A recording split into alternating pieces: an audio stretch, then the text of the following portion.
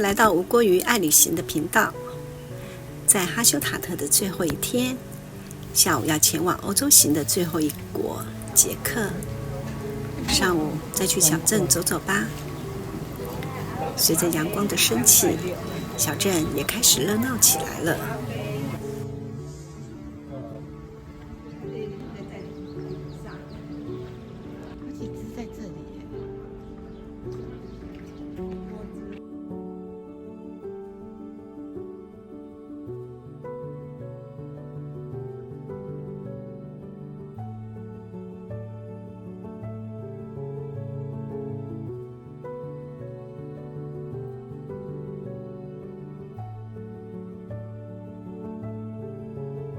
沿着山腰上的小径往上走，我们要前往有着绝美展望点的圣母升天教堂。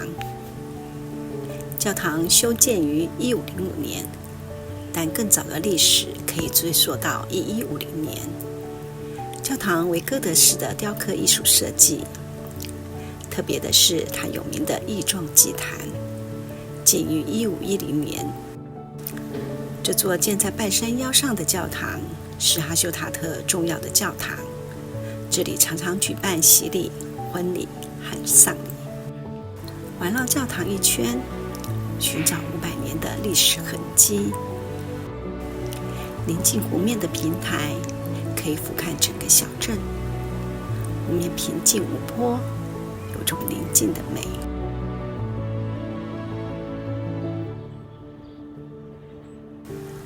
教堂前有座幽静的墓园——奇人谷教堂，只是我们没进去参观。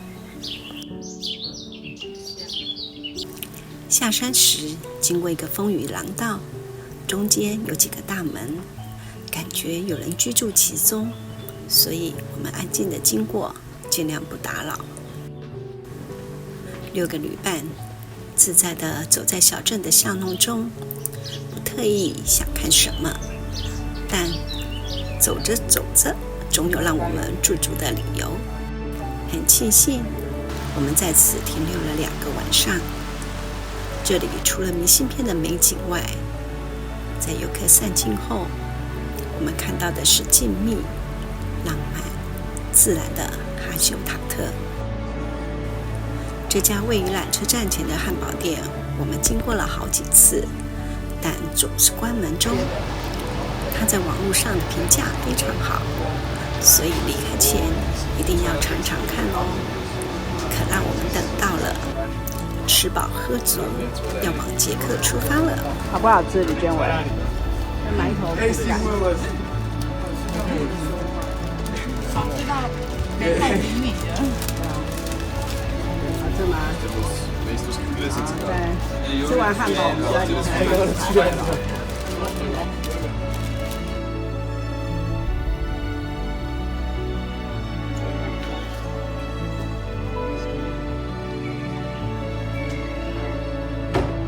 哈休塔特到库伦洛夫之间的交通，我们在网络先行预订了接驳巴士，可直接选择饭店到饭店，完全不用拖行李走，轻松简单，就可以完成这段奥地利与捷克的跨国交通了。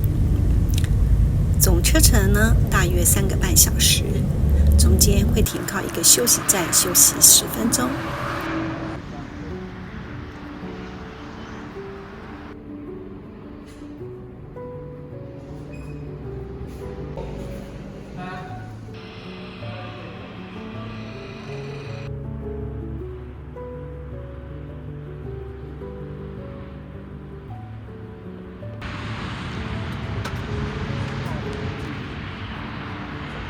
抵达库伦洛夫，民宿就在小镇的路口，附近就有一个超市，很方便。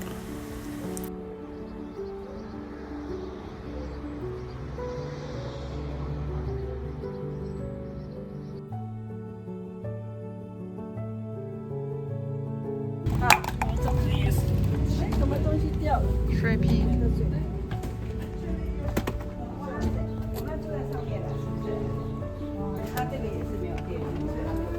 这个就是这种，这边就是古老式的，就是古建筑。民宿的接待人员态度很亲切，声音也很好听哦。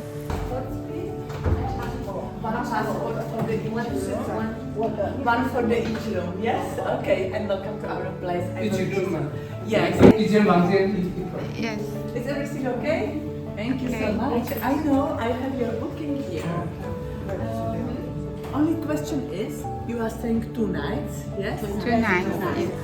房间在2楼，还是没有电梯，行李只能慢慢的运上去了。2楼有3个房间，我们事先抽钥匙，就多了一些开箱的惊喜感。每个房间有不同的设计，接下来就来开箱房间吧。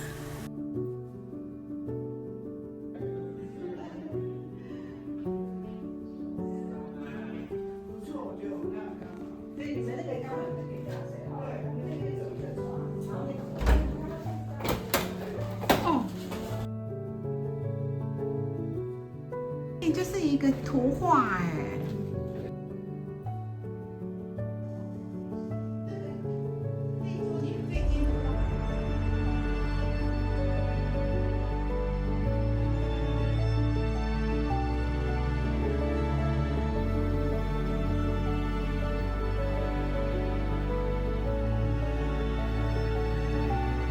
休整好后，今晚的重头戏要上场了。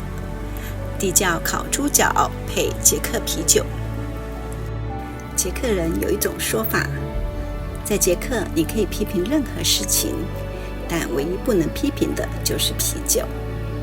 啤酒不仅是饮品，更是捷克人的骄傲。捷克是全世界人均啤酒消费量最高的国家，在捷克，啤酒比一般的饮料还便宜。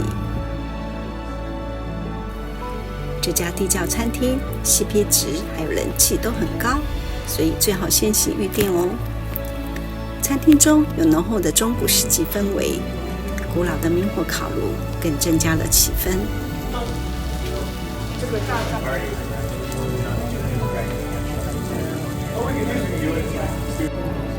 2人1份的烤猪脚餐，分量非常的足够，卖相佳，让人食指大动。我在这把刀就这样插上这里是地窖餐厅，我们点了3份猪脚，还有黑啤酒，很好喝，又便宜又好喝。那这个是什么啤酒？我不知道这是什么。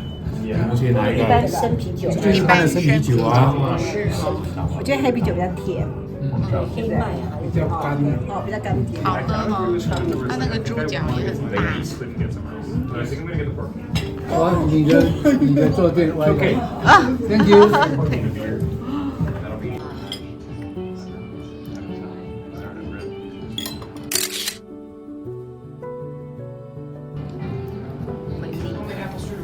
洋葱大蒜汤，用欧式的面包当作餐碗，很有食欲感。我们6人酒足肉饱，平均餐费1个人不到500台币。捷克的物价果真可爱很多。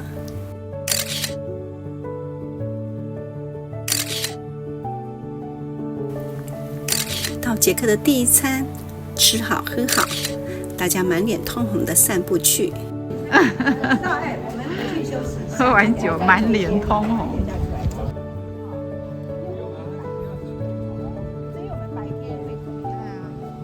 电梯的风来了，我觉得它的色系哦，就是有点不一样，很耐看啊。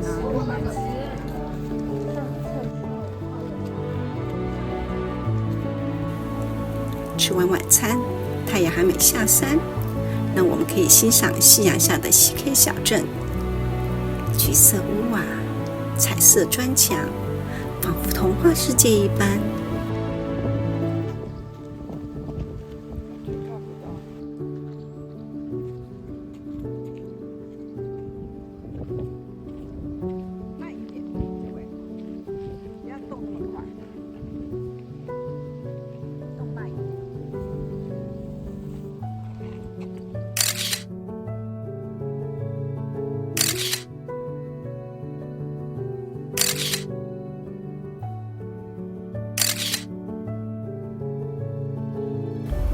民宿后方还有一大片的后花园。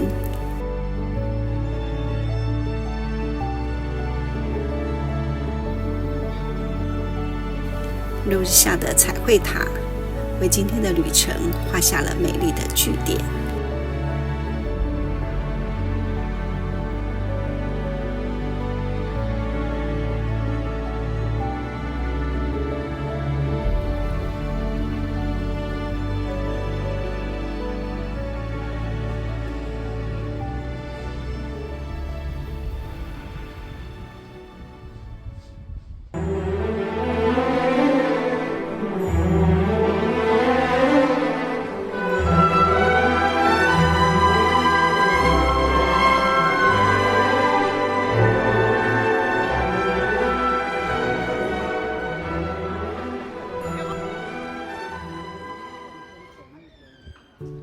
今天我们准备就在这伏尔塔瓦河岸的小镇慢走一天。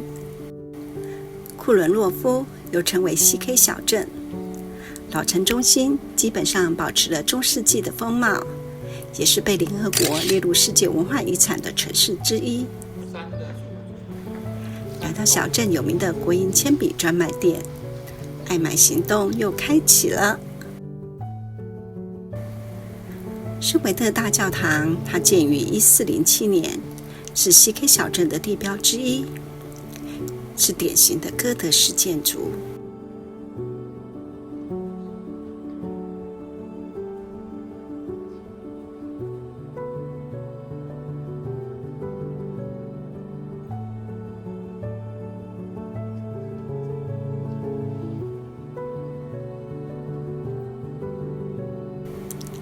走在市政厅广场，有好几栋保存良好的中世纪哥德建筑，它们是小镇历史的象征。广场上有一个黑死病的纪念柱。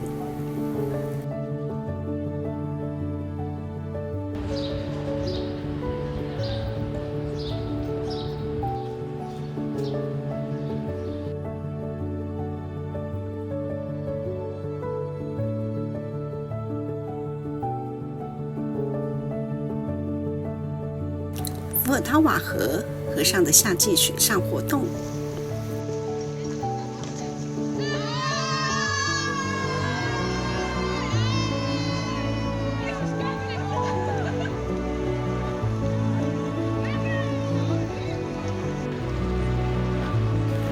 库伦洛夫城堡区共有5个城堡庭园。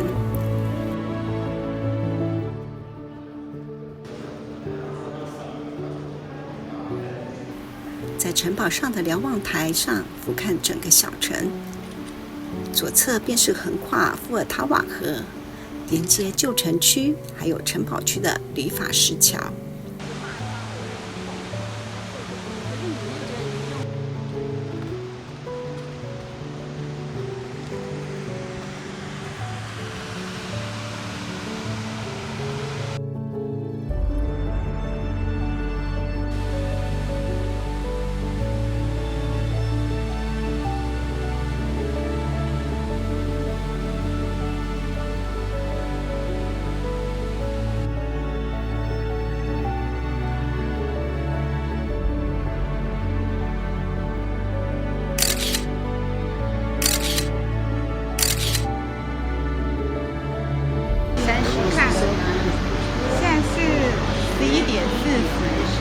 现在11:40，它上面显示多少？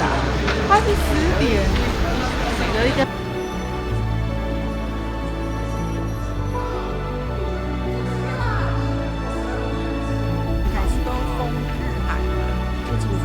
午餐，我们意外发现一间亚洲复合餐厅，餐厅的种类繁多，我们点了越南河粉，还有鸭肉饭，都意外的好吃哦。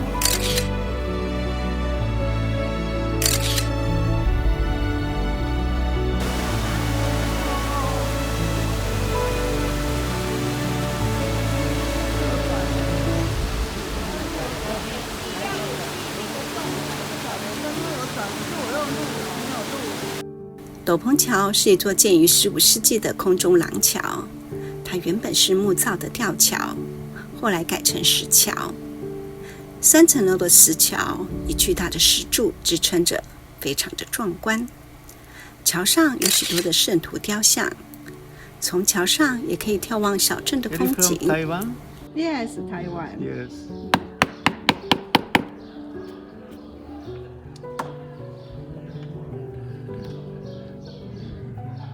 This is good wood, no? Wood is good.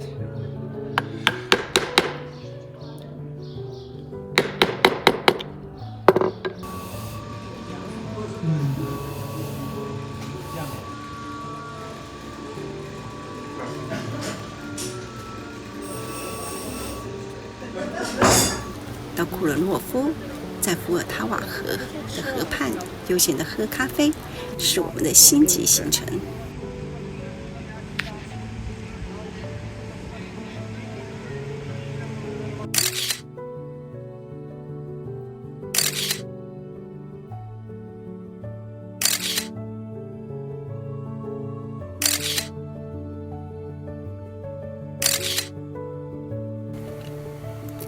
漫步小镇，被墙上的窗花吸引了。它的图案以小镇的建筑为主，非常的有特色。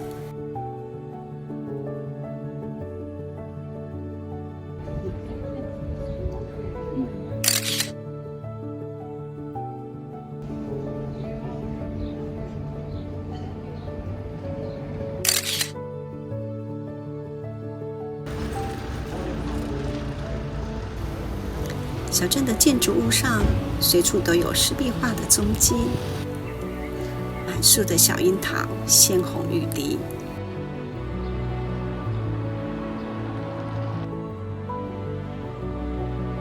回民宿喝个下午茶，休息一下。傍晚，因为在外围的河道旁边旅客比较少，所以我们可以悠闲的漫步，享受伏尔塔瓦河的浪漫感。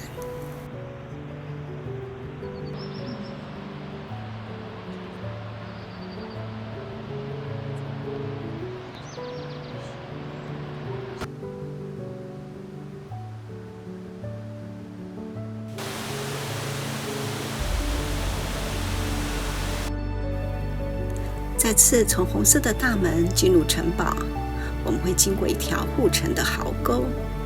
这里的护城壕沟内有2只可爱的护城熊，是因为这个城堡的家族与意大利的家族结盟，而该意大利的家族的名称就是熊的意思，因此在城堡的壕沟内饲养了2只熊，以表示友好的象征。彩绘塔是西 K 小镇的地标，也是最高的建筑，在西 K 小镇各处几乎抬头就能看到它。彩绘塔的特色在于它湿壁画的彩绘的方式令人非常的惊叹。湿壁画的技法就是将颜料涂在刚磨好的湿的石灰泥墙上，颜料会变成墙壁的一部分，因此壁画就能够耐久鲜明。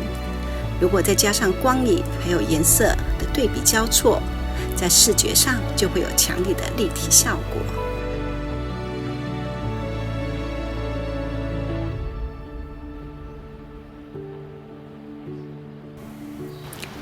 夜幕渐垂，灯火开启，为小镇点缀了另一种风情。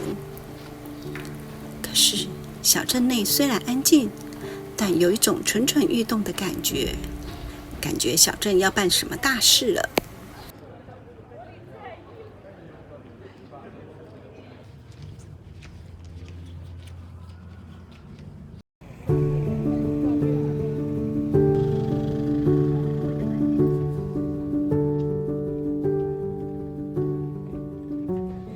今天我们要前往我们在欧洲的最后一站布拉格了。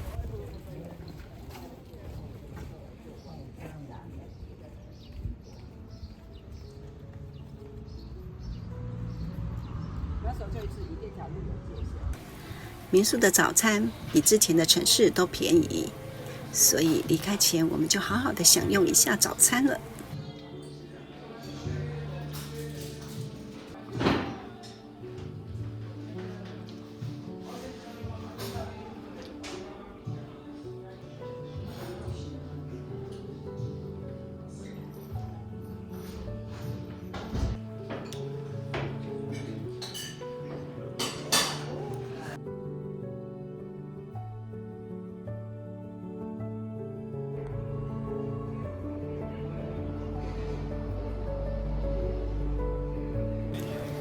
同样在离开前再去小镇走走。明天开始，连续3天就是库尔诺夫有名的舞伴玫瑰节，这是全欧洲最大型的历史庆典活动之一。而2024年又恰好是建成750周年，所以听说预估会有2万人涌入小镇。布拉格的住宿无法更动，所以差了1天，无缘观看有名的火焰游行，只能说遗憾了。广场的摊位已经就定位了，刚好让我们可以先一睹捷克的小吃。我们也外带了捷克的烤肉当午餐，然后又去买了粤式炒饭。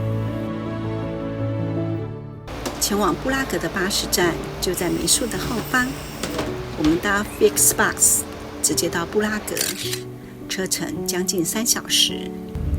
布拉格，我们来喽！